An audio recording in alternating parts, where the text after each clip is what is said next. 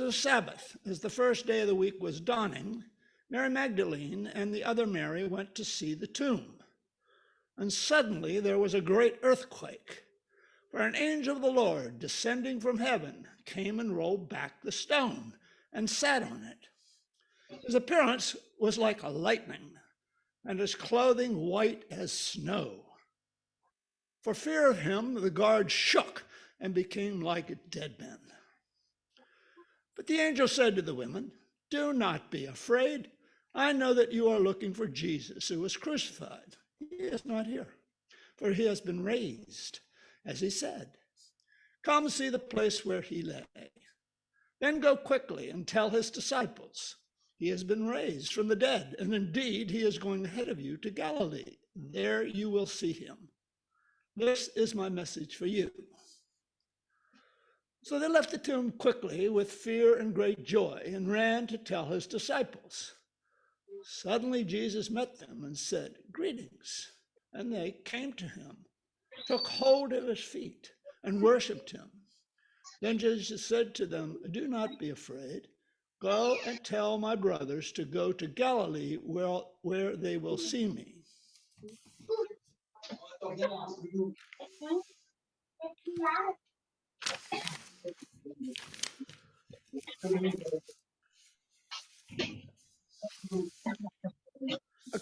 A contemporary word, mysteries. Yes, by Mary Oliver. Truly we live with mysteries too marvelous to be understood. How grass can be nourishing in the mouths of the lambs. How rivers and stones are forever in allegiance with gravity, while we ourselves dream of rising. How two hands touch and the bonds will never be broken. How people came from delight or the scars of damage to the comfort of a poem. Let me keep my distance always from those who think they have the answers. Let me keep company always with those who say, "Look," and laugh in astonishment and bow their heads.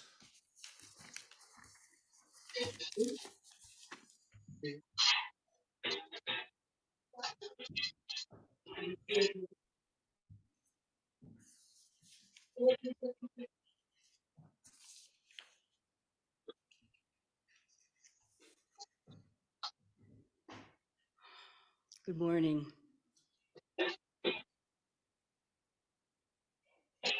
In these 10 verses that we heard from Matthew, there's a lot of trouble.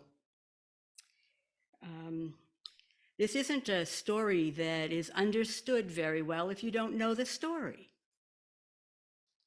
It's got some hidden treasures in it. So what happens? There's the two women, Mary Magdalene and the other Mary, go to the tomb where Jesus has been buried. An angel comes, mostly to show them that the tomb is empty, because the resurrection has already taken place. It's one of the mysterious things. We have 4 Gospels, and not one of them tells us what actually happened. We go from burying Jesus in the tomb to Jesus is risen. It's a mystery. There's some way that we've touched that other dimension, that dimension of the spirit of, I can't quite think of the word, but that dimension that's beyond our sense of time and space. This is a story of the first women, the first people who proclaimed that Jesus was risen. We notice that the angel speaks in a very hysterically angelic way. Do not be afraid. They always start with, do not be afraid. Go quickly. And they do go with both fear and great joy. And did you notice that the angel says, go and tell the disciples? But Jesus says, go and tell my brothers. And we might today say, my brothers and sisters. because we have all become brothers and sisters of Jesus, children of God. The women have been commissioned as evangelists. Now, kind of buried in this passage is a conspiracy. And that conspiracy is to stop the resurrection. So the day before, the chief priests and the Pharisees have gone to Pilate and said, you know, he has said he will rise. And we're afraid that his disciples will come and steal the body. So we need to make sure they don't. So they posted a guard there, or maybe several. I think this says guards in the plural. They wanted to prevent this resurrection. But the guards are so frightened by the angel that they freeze, they become like dead men. And afterwards, when it becomes clear that no matter the efforts, Jesus has risen, they pay the guards not to tell what happened. A little bribery to prevent the truth from getting out.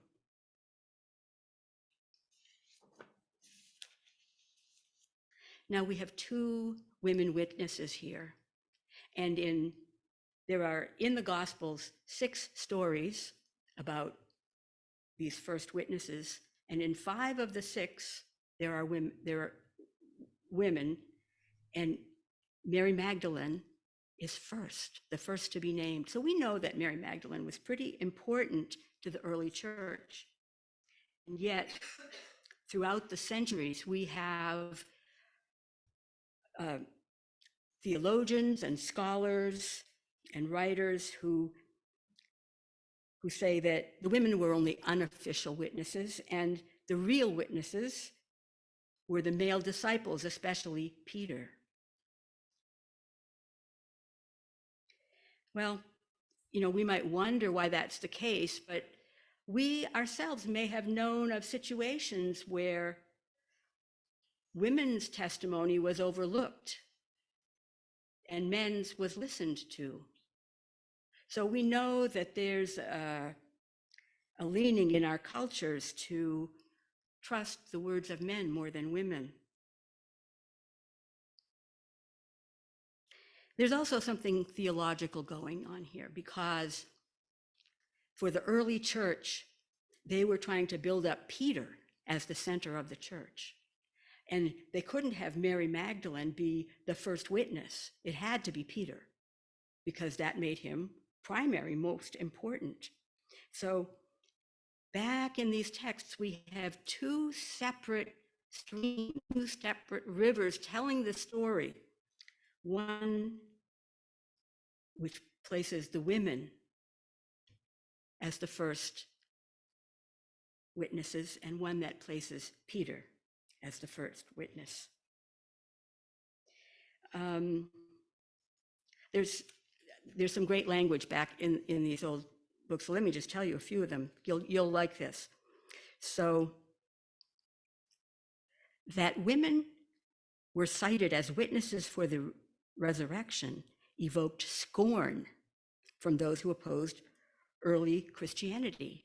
It meant that Christianity was based on the testimony of a hysterical female. And scholars have said that, the early church acted this way, discounting Mary Magdalene, for prudent reasons, because they didn't want to give non-Christians the impression that too much credence was placed in over-imaginative women. Tales.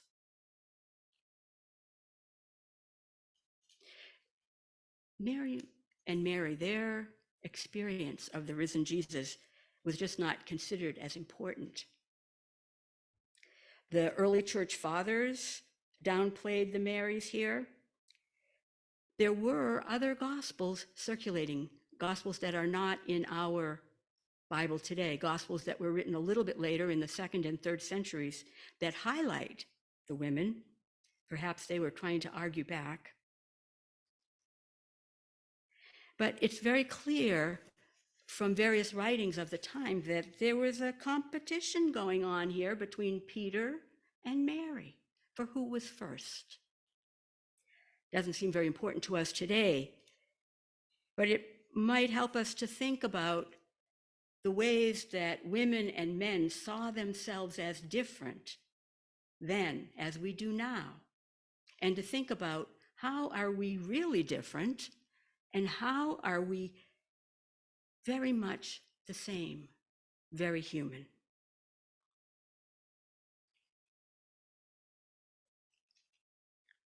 And I regret to tell you that even in the 20th century, biblical scholars continue that tradition.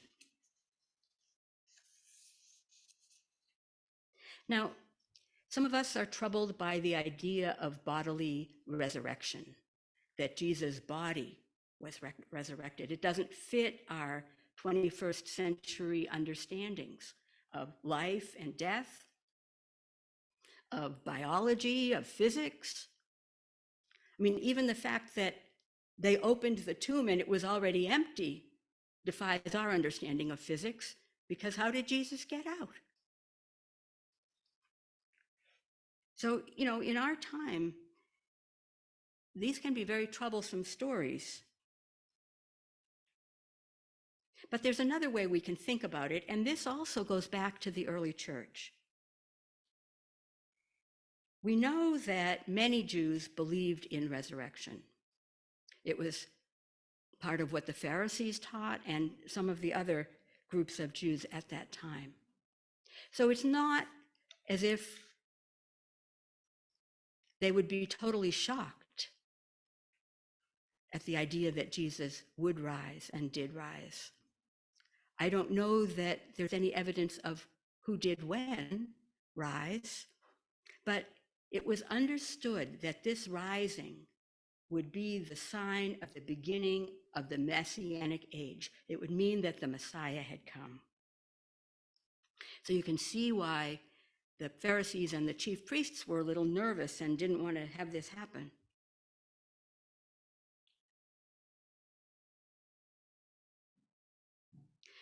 As I was doing my reading this week, I kept running into a word that has always totally confused me and still does, but I'm going to say it anyway.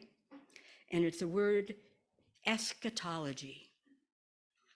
It's one of those Latin words that we have in theology, and it means the end time or the ultimate or what is going to happen, especially when the Messiah comes. And much of Christian teaching tells us that the Messiah will come when Jesus returns, that's when the Messiah will truly be here and the earth will be transformed. But from very early on, there was another interpretation of this idea. And that was what they call realized eschatology. And that means not that Jesus is gone and is going to come back someday, but that we can experience Jesus at any moment, that we can experience the love of Jesus, the teachings of Jesus, even the presence of Jesus. And so how can we do this? And what they taught was the way to experience the continual presence of Jesus is to follow his teachings. For example, you might remember a passage that says, I was hungry and you gave me no food. I was thirsty and you gave me nothing to drink. I was a stranger and you did not welcome me. Well, Jesus would not be there under those conditions. But if we had given food, drink, welcomed him, clothing, visited him in prison, taken care of him when he was sick, we could experience the presence of Jesus, the love, the caring, the compassion. Or you might remember this phrase, whoever welcomes you welcomes me.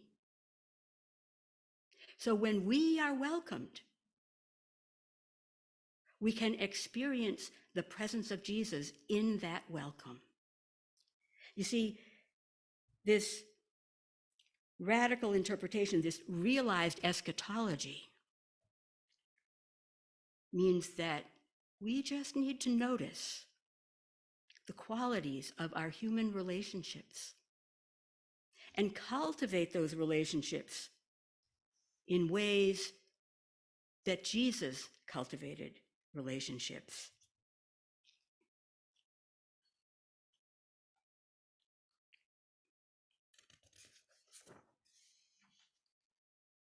So, how can we ensure that Jesus lives?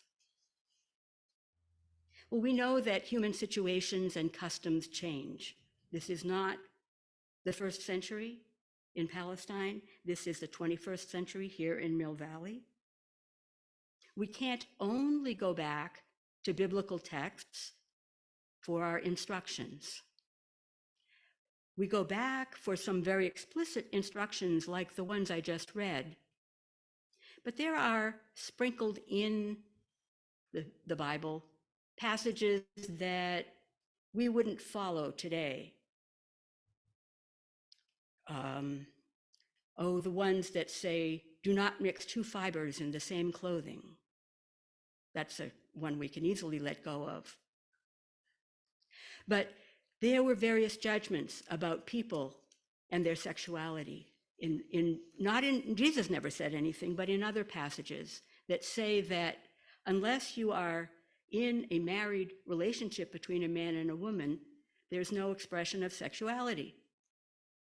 Well, we know that today, sexuality can be expressed in a loving way in many places and many ways. It can be between a married couple. It can be between two women or two men. We even are finding that people understand themselves to be born in a male body, but to have a female identity. We are discovering that human beings are far more complex than our early teachings might have let us know. So we can bring our 21st century understandings to this witness, this experience of the living Jesus. You might remember a parable in which a servant, sometimes called a slave, sometimes a servant of a king, is forgiven great debts, and yet he goes out and does not forgive debts. And, we wonder sometimes what is the message there. But what we find is that it's talking about a love response, a Jesus response to the needs of our neighbor. I give up my rights at times on the behalf of someone who needs something. And it could, of course, be food or clothing or a visit. But it could be other things in our time because rights have come to play a very strange role. For example, I might give up my rights to own a gun because my neighbor needs to be safe from the possibility of gunfire. So Jesus calls us in each situation to say, what are my neighbor's needs and how can I sacrifice? How can I give up? How can I share in such a way that my neighbor's needs will be met? So every time that Jesus comes alive for us, every time we experience the presence of that loving, compassionate teacher, every time we do, it's Easter morning again. Easter morning comes when we celebrate the presence of Jesus. So let's just talk for a minute. I have some instructions here about how to ensure that Jesus lives. So the first thing is, do not be afraid, the angel told us. I know that you are looking for Jesus who was crucified. Yes. We pay attention. We wonder, is Jesus here? Can we invite Jesus in by the choices that we make, by the actions that we perform? He is not here, for he has been raised, as he said. Jesus could be here right now, this moment, among us. Come, see the place where he lay, and then go quickly and tell the disciples. So don't hesitate to tell people what you have seen, what you have witnessed. And of course, Jesus himself says, go and tell my brothers and sisters. And so can we go and tell the love of Christ. Maybe we say it in words. Maybe we say it in our giving or in our sharing or in our compassion. But we can carry the presence of Jesus wherever we go. So that's how you can ensure that Jesus lives, that we do experience this realized eschatology. I'll practice saying that word a few more times afterwards to make sure I think I said it right. You might remember that Jesus had a phrase, and he said that when 2 or 3 are gathered in my name, I am in their midst. And if 2 or 3 of us are gathered, remembering Jesus and the teachings of Jesus and practicing the teachings of Jesus, there Jesus is in our midst. Where 2 or 3 are gathered in my name, I am in their midst. Go quickly and tell. Go quickly and tell. Amen.